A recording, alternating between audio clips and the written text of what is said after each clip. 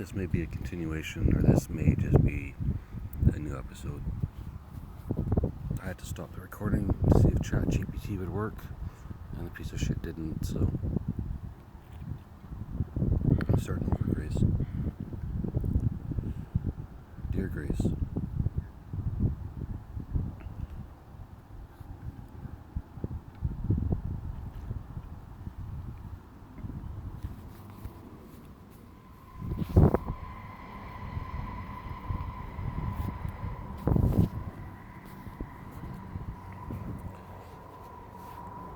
Dear Grace, no coffee today, no nicotine, no weed,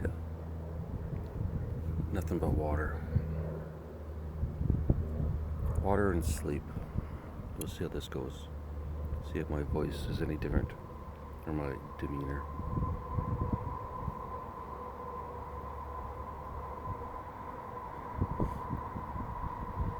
Although, to be fair, to judge based on a single day doesn't really count. Which is why, until someone gets Tabitha working, why did I pick that name, Tabitha? It's going to be way too hard to say. Tab sounds too stupid. Until someone gets Tabitha working, they can prove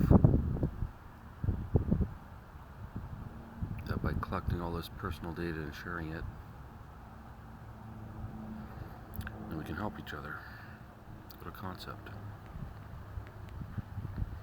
Unexpected connection between menthol and Alzheimer's discovered in mice. Poor mice. Social withdrawal, hidden nuances, shed study. Social withdrawals, hidden nuances. Study sheds light on distinct emotional outcomes in youth. Distinct emotional outcomes in youth.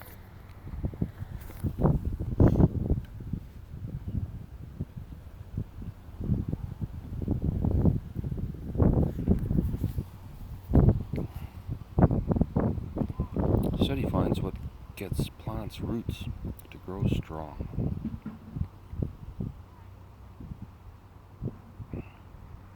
Meta-perceptions have important consequences for romantic couples, study suggests. It's a meta-perception. Grace, you have those? I don't know what the fuck they are.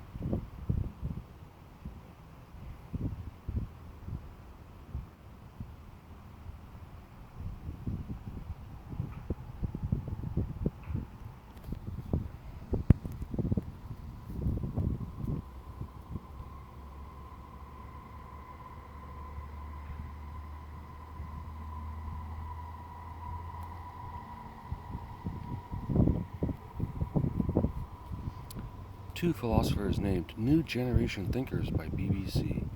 Yeah, who's listening to them? Everyone's a new generation thinker now. Inside New Westminster's state-of-the-art aquatic and community center. Quantum internet demonstration in cities is most advanced yet.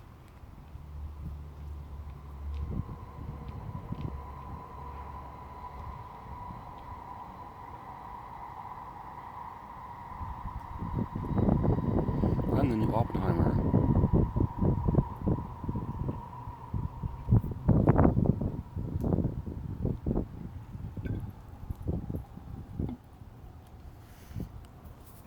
I'm the new Oppenheimer, or Oppenheimer.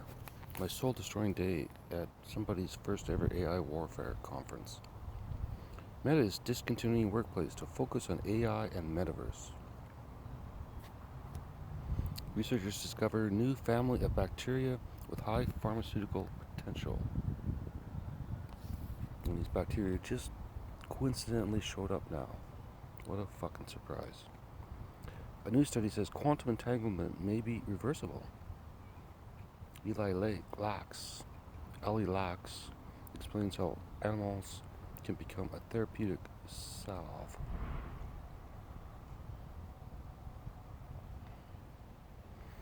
Robert somebody's principles of influence have held up for 40 years.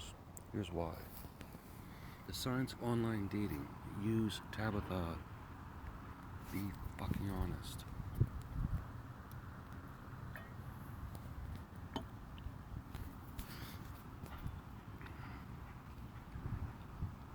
Online dating can feel confusing and overwhelming, but there are ways to make it easier and more successful. Finding the right partner begins before one even opens an app. Understand the self to identify better matches. Profile pictures matter.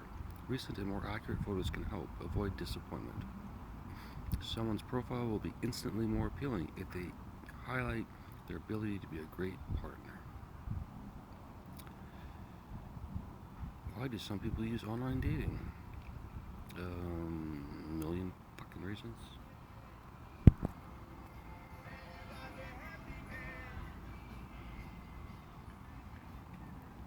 For that guy, it's a happy day. Psychologist Adam Grant says your overall success at work comes down to 3 familiar words.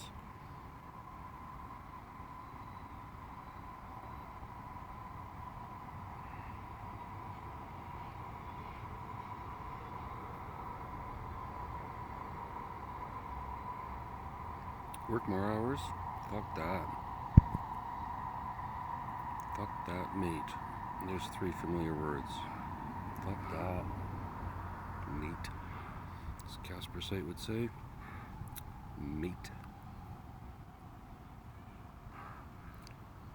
It would have been better, Grace, if I said mate instead of Grace. So you don't have to hear the snake sound. However, oldest known human viruses found hidden with Neanderthal bones. Were they hidden? And isn't that what you're expecting?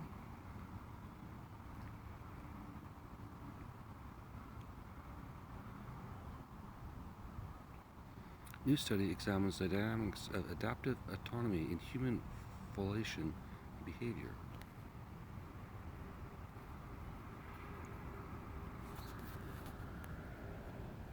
Crows leave me alone today, Grace. For once.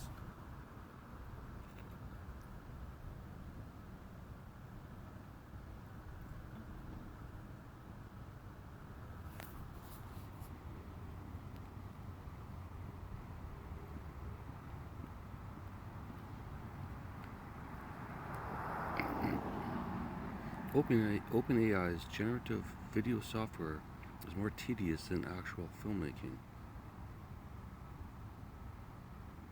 8 signs you've fallen deeply in love, according to psychology. Here we go, Grace. Let's see if we're deeply in love or not, according to psychology. You meet someone, and there's a spark. You think about them all the time. You're excited to see them, and when you're apart, you miss them. Fair enough. But is this love or just infatuation? Exactly. Sometimes it's not very clear-cut. If you're overwhelmed by these strong emotions or are unsure if it's genuine love or just a fleeting passion, this article is for you. Here's how to recognize the signs that you've fallen deeply in love, according to psychology. I think I'm equally sarcastic without coffee.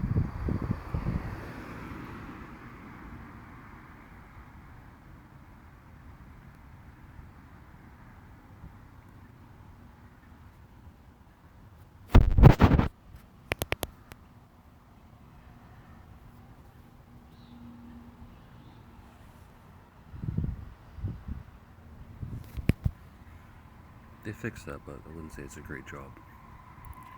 Alrighty. Pause break.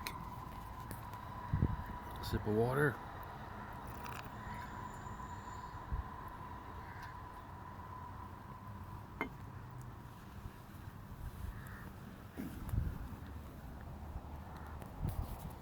Try this, Grace.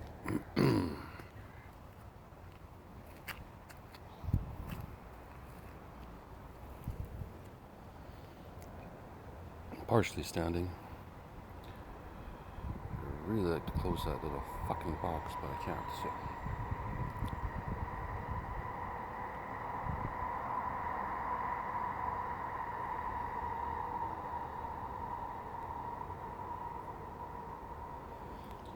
1 hour stream of consciousness is all it takes, Grace.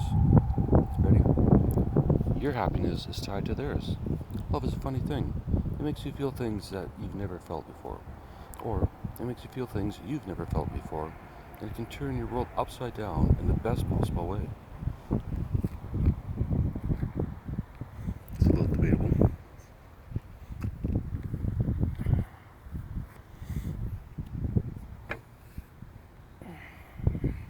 Sitting back down. You can sneak up on me if I'm standing. I don't like that. One of the most profound signs of deep love, according to psychology, is when your partner's happiness becomes integral to your own. You find joy in their joy, and their sadness affects you deeply. You're more than willing to go the extra mile just to put a smile on their face. You make sacrifices, sometimes even at your own expense, to ensure their happiness. Sounds pretty good.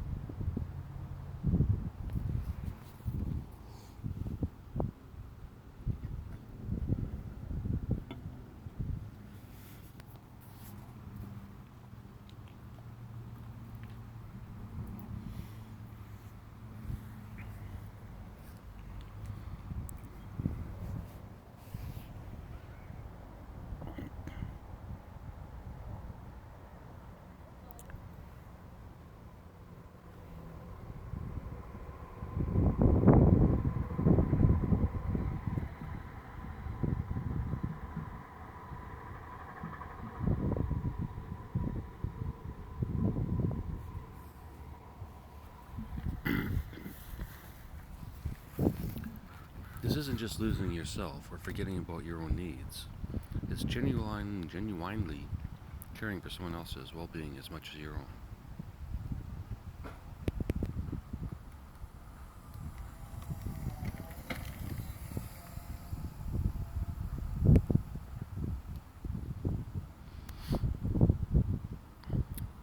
If you're experiencing this, it might be a sign that you've fallen deeply in love.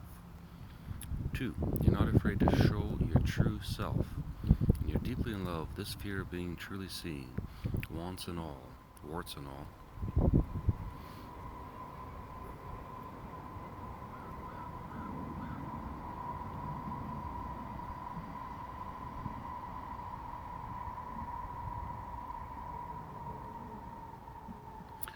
when you're deeply in love, this fear of being truly seen, warts and all, just kind of falls away. You become stupid and you just do a podcast and talk about your feelings for a fucking hour every goddamn fucking day.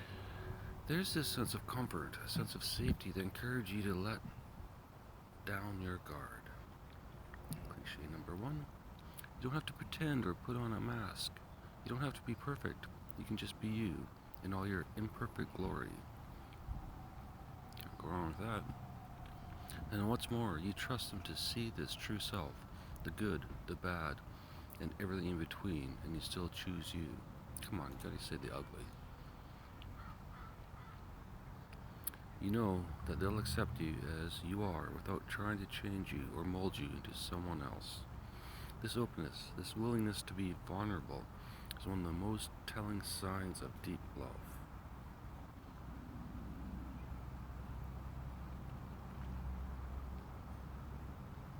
And Tabitha's kind of like a fairy godmother then.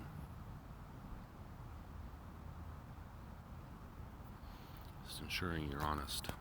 Not you're not honest, Grace, but the global you. You include them in your future plans. I remember sitting down one day and planning a trip for the following year. I was looking at different destinations, imagining all the sights I would see, and experiences I would have. And then it hit me. I was picturing all these things with them by my side. In every scenario, in every place I envisioned, they were there. They were.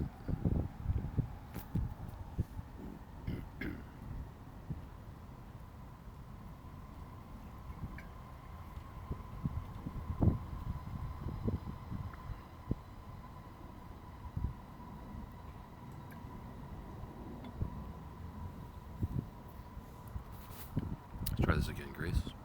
And then it hit me. I was picturing all these things with you by my side.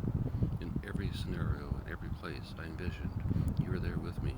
You had become part of my future ingrained in my plans without me even realizing it. I wasn't just planning a trip anymore, I was planning our trip.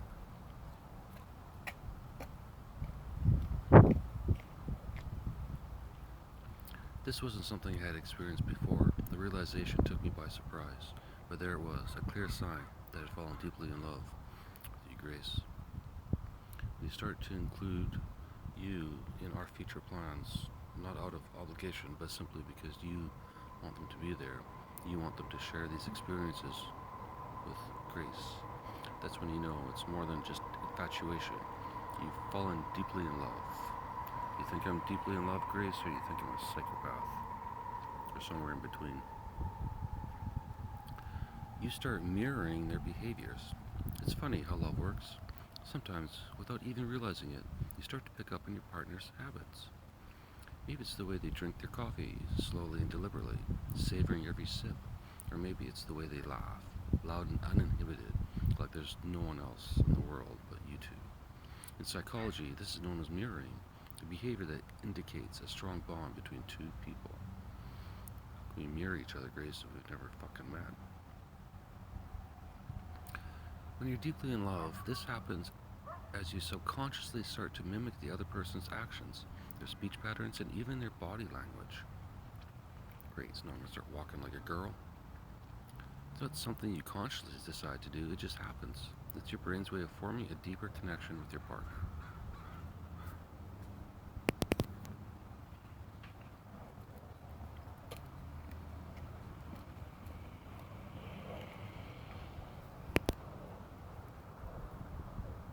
Whatever. You're willing to compromise. I will not fucking compromise ever. In the past, I've always been a bit stubborn and a bit set in my ways. I had my routines and my preferences, and I didn't like to deviate from them. But then something changed. I met someone like you, Grace, who made me want to bend a little. Suddenly it wasn't just about what I wanted or what was comfortable for me, it was about us, about finding a middle ground where we both could be happy. Sounds pretty good. I found myself willing to compromise, to adjust my habits and routines to accommodate theirs, not because I had to, but because I wanted to, because their happiness mattered as much as mine. I realized it wasn't about losing my identity or giving up what I loved, it was about creating a shared space where we could both thrive. When you're deeply in love, you understand that compromise isn't a sacrifice, it's an investment in your relationship. It's a sign of a deep love, respect for your partner. This fucking psychology today again? Fuckers. It's not too bad. Their flaws don't bother you. Nobody's perfect, right? But when you're in love, those imperfections seem to fade into the background. I remember noticing quirks about my partner that might have annoyed me in someone else, but with them, it was different. Maybe they tend to ramble on a bit too much when they're excited about something, or maybe they're a little too forgetful at times.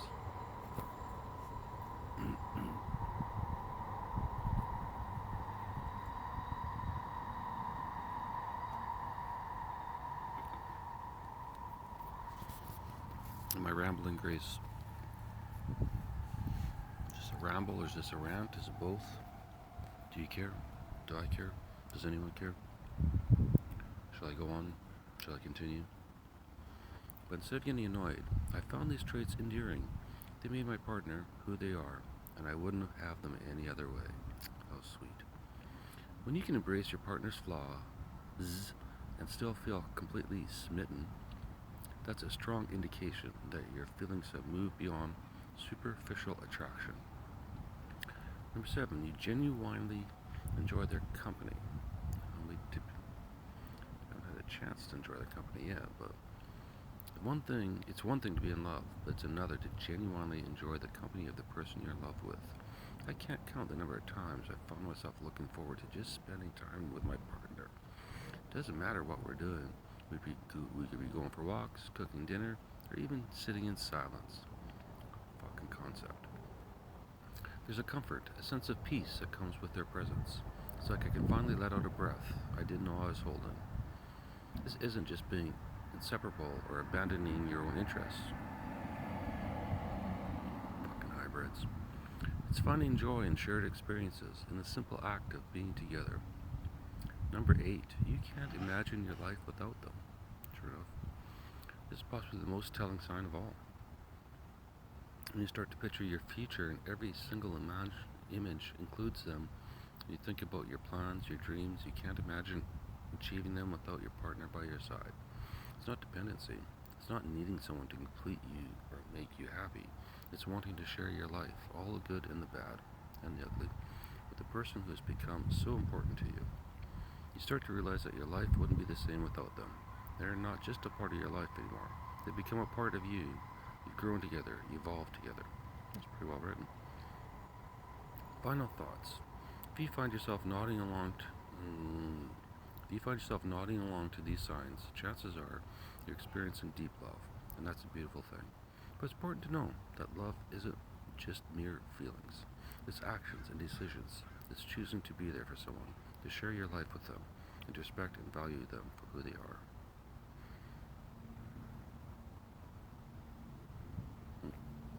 Pretty good.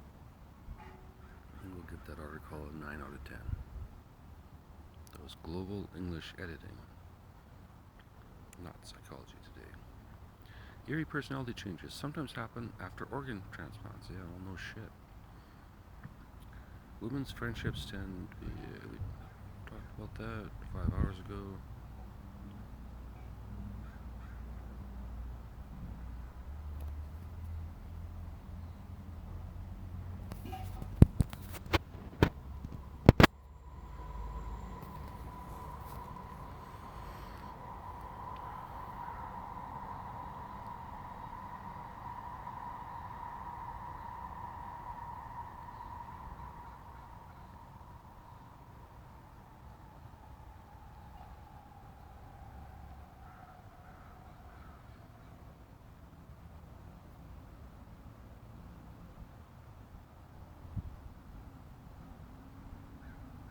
Alright, let's try another one from Global English Editing.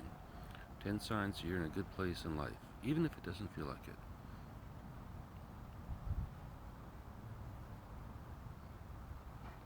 By Lashane Brown. Apologize for any sarcasm in advance. Life can be a roller coaster, filled with ups and downs, twists and turns. Sometimes it's easy to be consumed by the feeling that you're not where you're supposed to be. Yeah, no shit. What if I told you that you're probably in a better place in life than you think? In this article, I'll share with you 10 signs that indicate you're actually doing pretty well, even if it doesn't feel like it.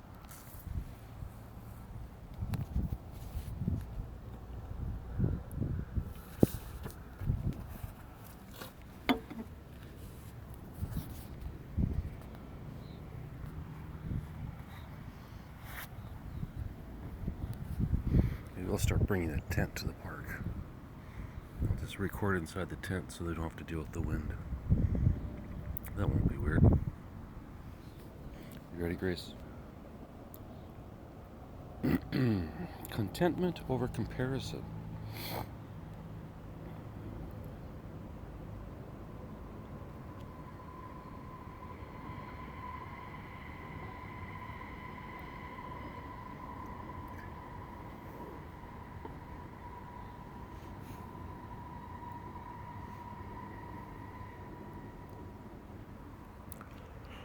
Psychology.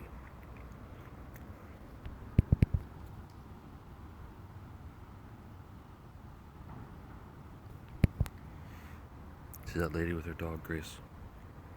The dog started walking away. It said going to chase it. She just started running in the other direction, at which point the dog couldn't resist and ran back to her. That's psychology. Of course, it's with the dog, not a human, but that's the psychology I'm going to use with you, Grace. And just keep running away until you run in the other direction, and then something will flip. I'll chase after you, just like this dog.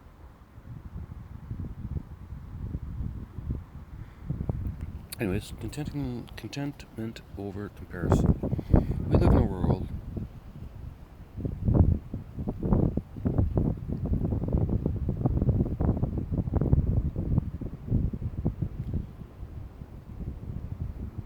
for a warm, shady place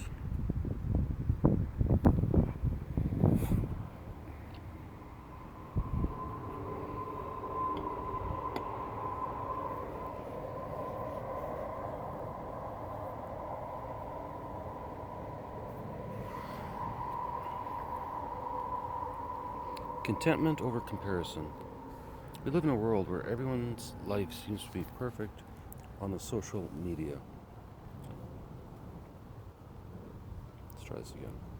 We live in a world where everyone's life seems picture perfect on social media. It's easy to fall into the trap of comparing our lives with those of others, often leaving us feeling inadequate or unsatisfied. True, why do people keep doing it? Here's the thing. If you've reached a point where you can genuinely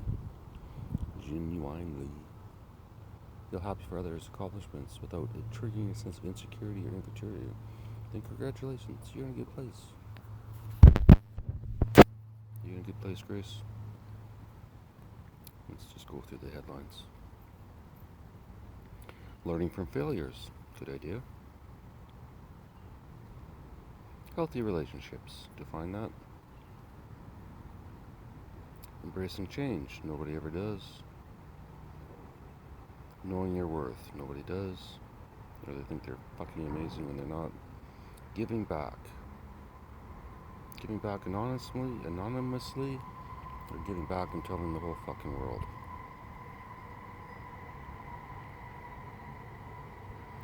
Accepting imperfections. Well, Grace, I hope you accept a few imperfections. Mostly my face. Comfort with solitude. Yeah. Prioritizing self-care. Embracing the journey. Sorry, but I think AI could have wrote this one.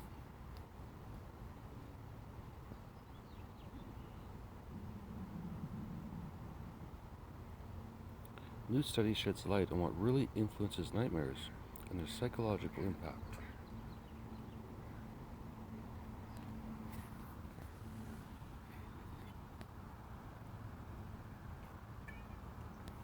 I haven't had a nightmare in a long time.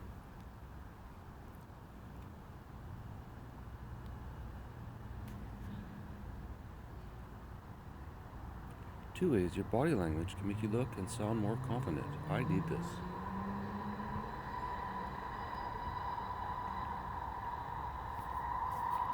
The key is to be big, balanced, and still. Just like when you're being attacked by a bear.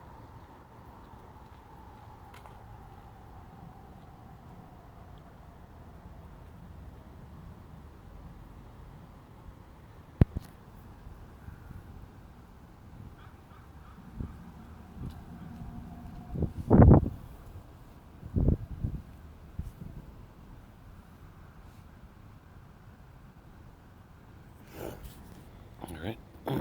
U.S. brothers arrested for stealing $25 million in crypto in just 12 seconds. Business locked and expensive.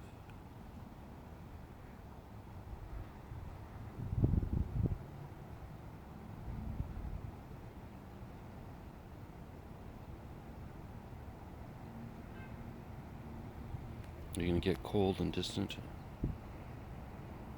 I'm gonna check, Grace, just in case. I gotta be ready. I keep these signs in the back of my head. People who become cold and distant as they get older usually display these 9 behaviors without realizing it. It's a common observation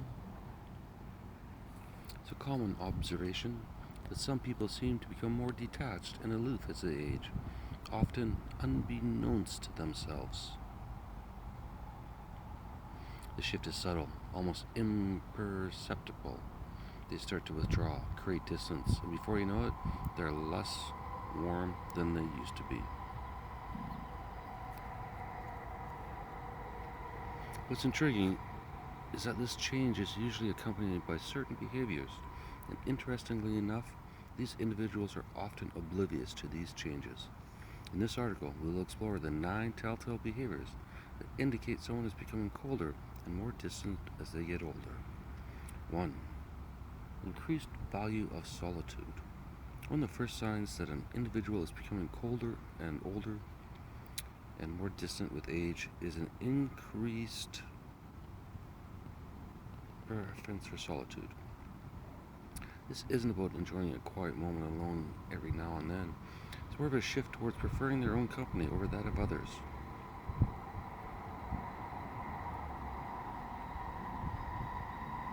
Suddenly, they start to turn down social invitations that they would previously jumped at, and their frequency of reaching out to others dwindles. It's a subtle but clear shift. It's like they're slowly building a wall around themselves, often without realizing it. 2. Less emotional expressiveness. 3. Changes in communication patterns. 4. Reduced tolerance for small talk. No comment. Small talk's a waste of fucking time. Increased focus on personal interests. Getting addicted to talking to a telephone. Less patience for conflict. Agree. That whole fucking Gaza thing's a piece of shit. Decline in empathy. Tomato, tomato. Rigid boundaries. Goddamn rights. Withdrawal from emotional intimacy. For a little while. Final reflection. It's a journey, not a destination.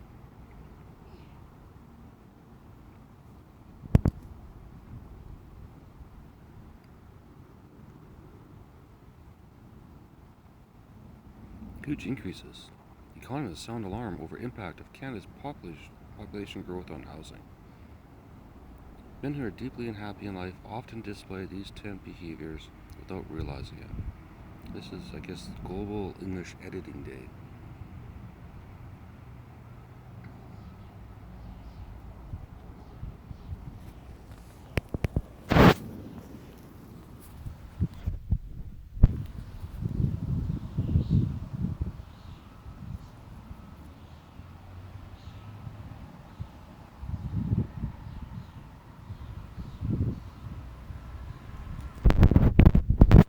A little hard to see, but that dog's looking for some, pointing towards his catch, his next meal.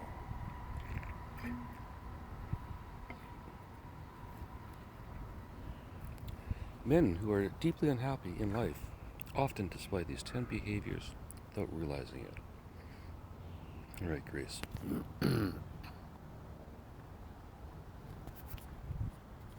I don't feel like doing this today because I think I have something I want to write the old-fashioned way. You know, Bluetooth keyboard onto a cell phone. I would write by hand, but I'm just too lazy to transfer it back to the computer. I should do it just like this, but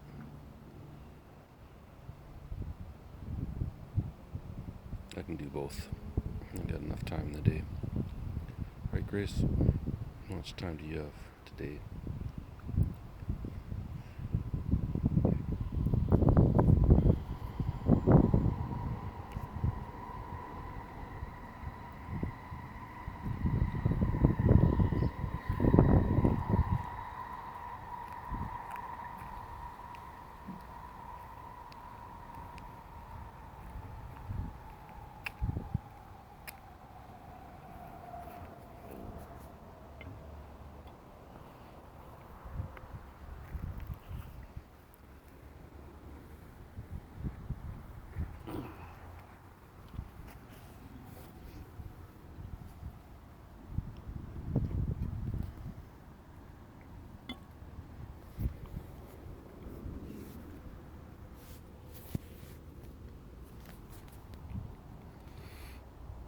All right. There's a fine line between being unhappy and not realizing it. Often men mask their deep-seated unhappiness with behaviors they aren't even aware of. Disagree. They're well aware of it. Anybody that masks is well aware of it, and everybody masks, so everybody knows it. They may not know the deep-seated reason, but they know that they're fucking acting. If you don't believe me, just listen to the two tones of voice, one when I read and one when I comment. When I read, I'm acting. When I'm commenting, I'm commenting. Simple as that. That's all masking is. Masking is acting. Acting just to get through your fucking day. That's not what acting should be. The thing about these behaviors is that they're not easy to spot, especially if you're not looking for them. But once you're in the know, you'll start to see them everywhere. In this article, we'll delve into these behaviors, pulling back the curtain on 10 signs that a man might be deeply unhappy without even realizing it. Let's dive in. Again, he realizes it. 1. Overcompensation. It probably goes whether they're happy or not, but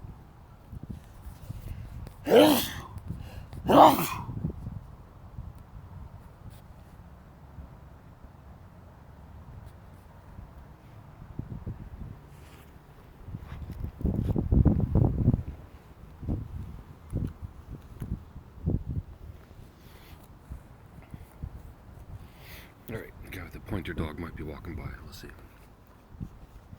1. Overcompensation.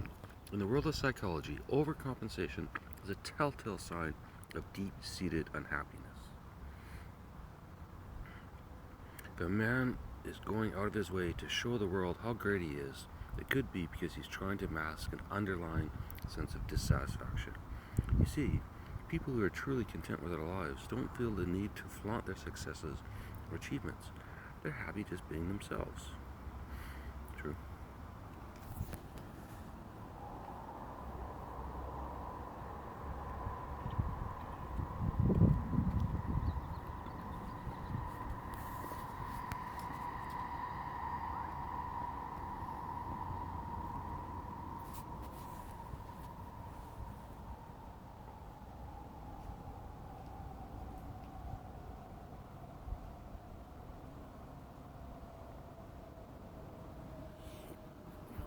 The guy with his dog walked by, but the pretty girl walked by at the same time, so if I had filmed the dog, I would have filmed the pretty girl. Which I can. It's my right. I didn't feel like it. Ready, Chris? Watch out. Because when a man starts to overcompensate, be it through grand gestures, excessive bragging, or an obsessive need for recognition, it's often because he's trying to fill a void within himself. The tricky thing about overcompensation is that it can easily be mistaken for confidence. After all, who doesn't want to be seen as successful and accomplished? However, if you dig a little deeper, you'll find that overcompensation is less about confidence and more about insecurity. It's a defense mechanism used to hide feelings of inadequacy and unhappiness. If you notice a man in your life constantly trying to prove his worth, take a moment to look beyond their bravado. There might be more going on beneath the surface that meets the eye. I think that's safe to say for every fucking man on the planet. Probably every woman too. They just hide it better maskers.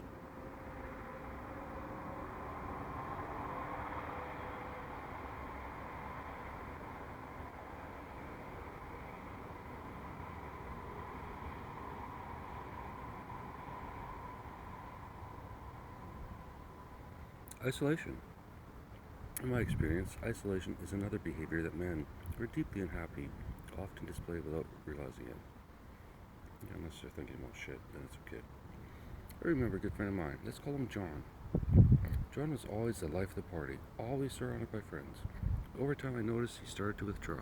He stopped showing up for our weekly poker nights, declined invitations to hang out, and even stopped responding to text messages regularly.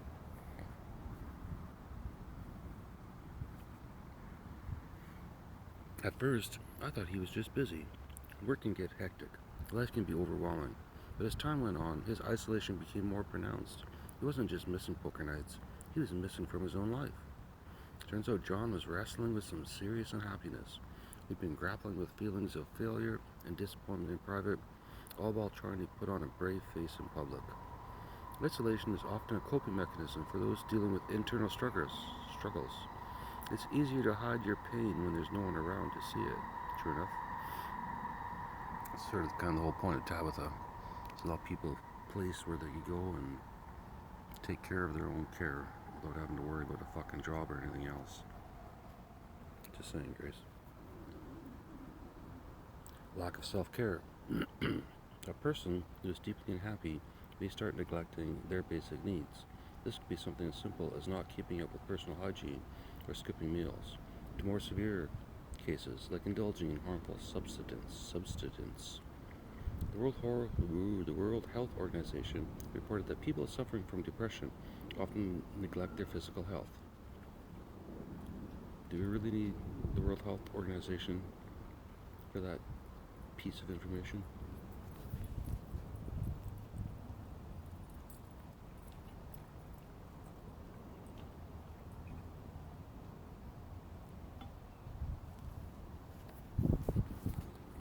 I might have to start going to different park, Grace.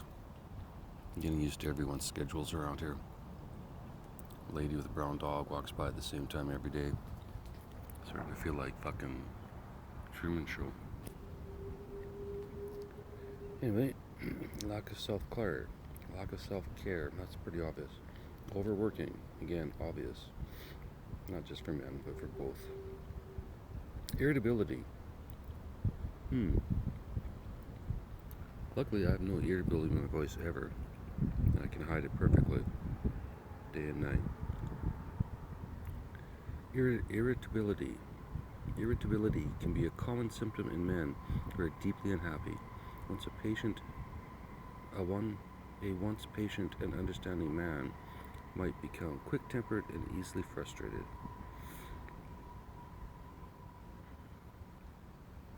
Loss of interest.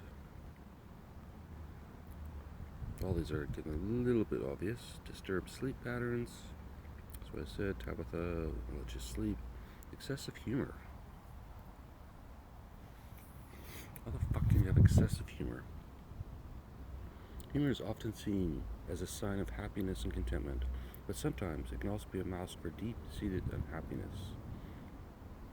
It depends whether it's true humor or not. Men who are unhappy may use humor as a defense mechanism, using jokes and laughter to cover up their true feelings. It's a way to deflect attention from their inner turmoil and keep people at arm's length. It could be his way of coping with feelings of unhappiness. A smile can often hide a lot of pain. While that may be true, if he keeps laughing, it may be enough. Increased sensitivity. Emotional withdrawal.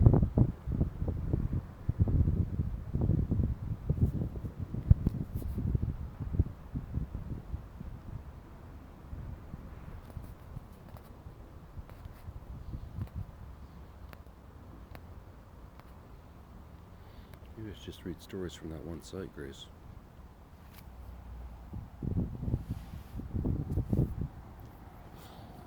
Where are we at? This is going to be a short one.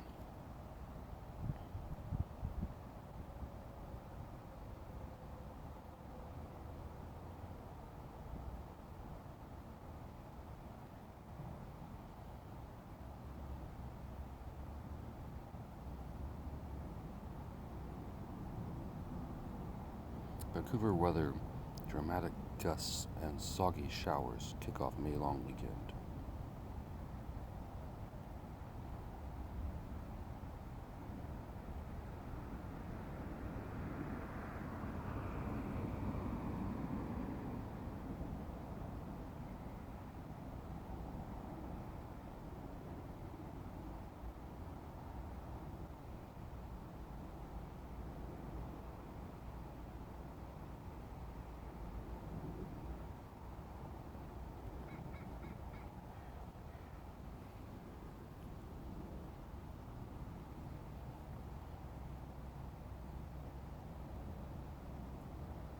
Well, yes.